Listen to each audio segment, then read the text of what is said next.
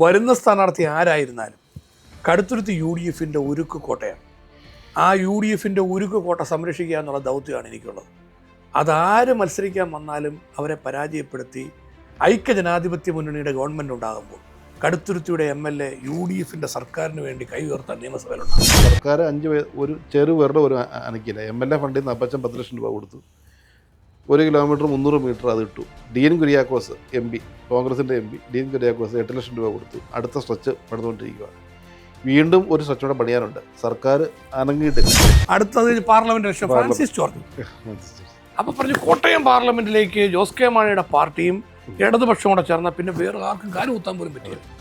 എല്ലാവരും നാട് വിട്ടണം. പിന്നെ ഞങ്ങൾ അല്ല മൊത്തം അവരുടെ കയ്യിലായി. ഇതായിരുന്നു ചിന്ത.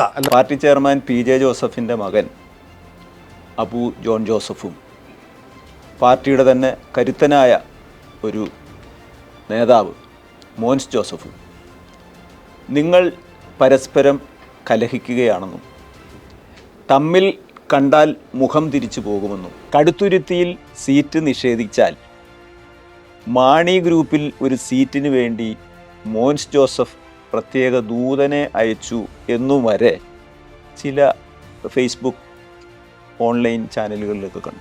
എന്നെ ഇപ്പം ആക്രമിക്കാൻ വേണ്ടി ഇവർ പറഞ്ഞ മോൻസ് ജോസഫ് എന്നോട് എന്തോ ഒരു സ്നേഹം, എന്നോട് സ്നേഹം വലിയ സ്നേഹം വേറെ കുറച്ച് ഐറ്റം മോൻസ് ജോസഫിന് വേണ്ടി ഇത്രയും കാലമൊക്കെ നിന്നിട്ട് ഇപ്പം പുള്ളീനെ കൈവിട്ടിട്ട് അബു ജോർജ് ജോസഫിനെ പ്രൊമോട്ട് ചെയ്ത് പെട്ടെന്ന് പാർട്ടിയുടെ തലത്തേക്ക് കൊണ്ടുവരാൻ വേണ്ടിയിട്ട് ശ്രമിക്കുകയാണ്. ഇതൊക്കെ പാർട്ടി പ്രവർത്തകർക്ക് അംഗീകരിക്കാൻ പറ്റും. ഇത് പാർട്ടി പ്രവർത്തകർ ജോസഫ് ഉരുപ്പാനല്ല, കേരള കോൺഗ്രസ് ഞങ്ങളോട് ഇങ്ങനല്ല, അപ്പുറത്ത് നിൽക്കുന്നവർക്ക് വിഷമം.